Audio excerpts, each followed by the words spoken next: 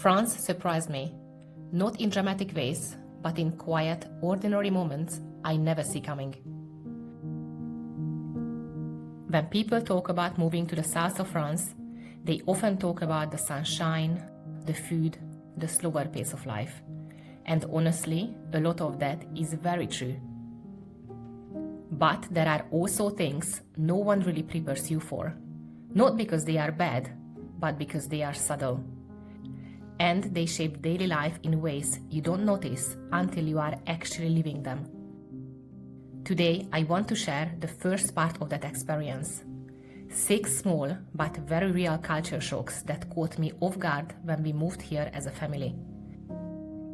They are not dramatic, but they are very real. Bonjour and welcome back. I'm Gabi and this is Simple Life in the South of France. French communication is often very direct. If something is wrong, people will tell you. If you are late, it might be mentioned. A couple of months ago, I was picking up my child from school and walked in still on my phone, just finishing a call. The teacher immediately told me to put it away.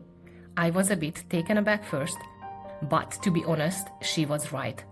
It's in the school rules and I forgot. I won't be making that mistake again. But what's more important is that being direct here doesn't mean being unkind or rude. That very same teacher is genuinely very kind, supportive and absolutely lovely, and we couldn't have wished for a better teacher for our daughter.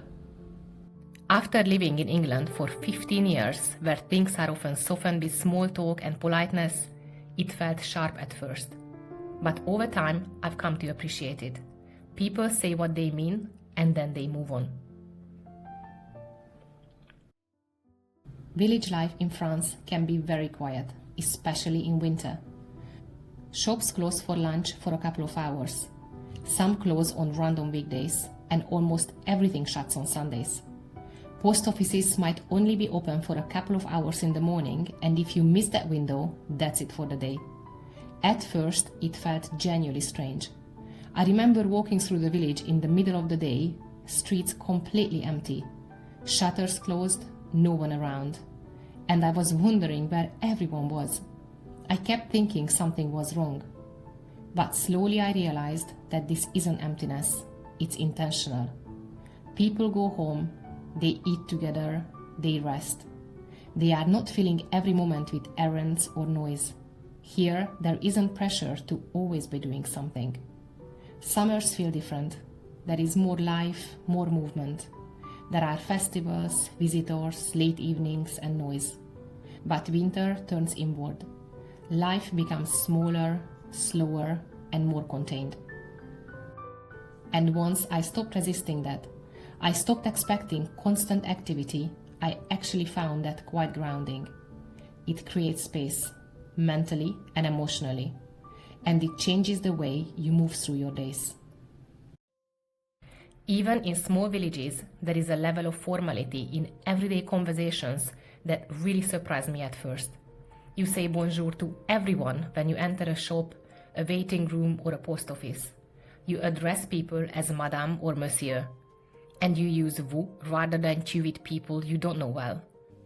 I was born and raised in Hungary, where this kind of formality exists too, although maybe not quite at the same level.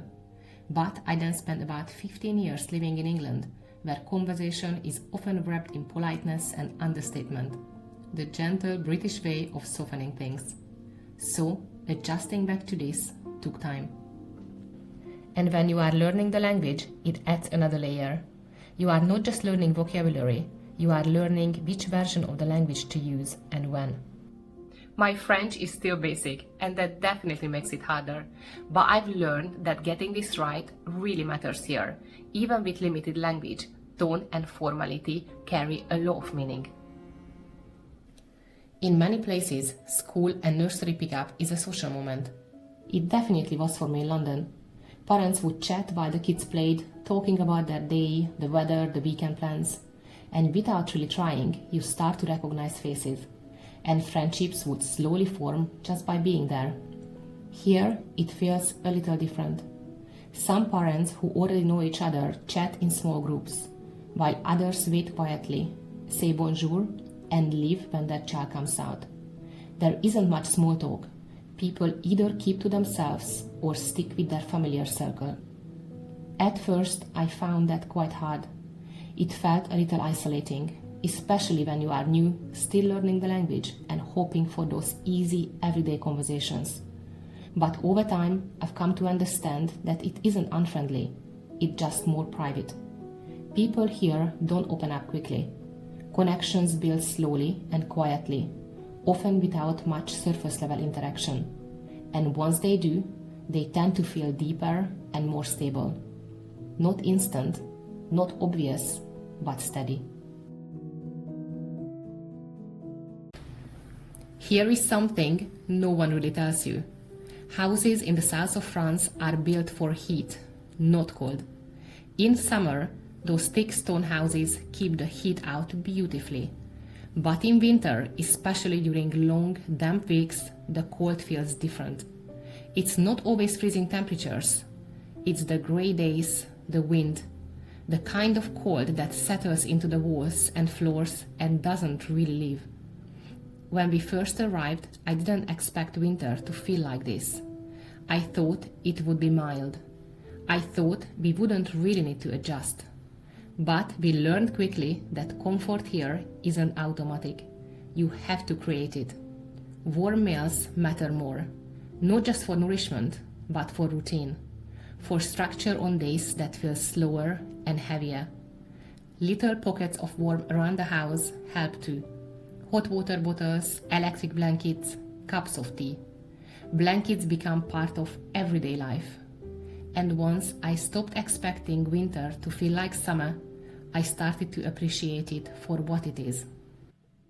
One thing that really surprised me is how unhurried interactions can be in shared spaces, like shops, markets, or even post offices. People take their time. I've stood in queues where the cashier was chatting with a customer about her weekend, and no one seemed bothered by it. In places I lived before, that might have caused frustration. Here, it's completely normal. And when it's your turn, you are given that same attention. But, interestingly, while conversations move slowly, the roads don't. There is far less patience when it comes to driving. It's one of those small but striking contrasts you only really notice once you live here. None of these things are bad, they are just different. Living in France hasn't been one big dramatic shift, it's been dozens of small ones. These are the quieter changes, the ones you only really understand with time. In part 2, I will be sharing more culture shocks, the ones that really changed how I see daily life in here. And if you have ever moved to another country, I would love to know what surprised you the most. But for now, thank you so much for watching and see you in the next one. A bientôt!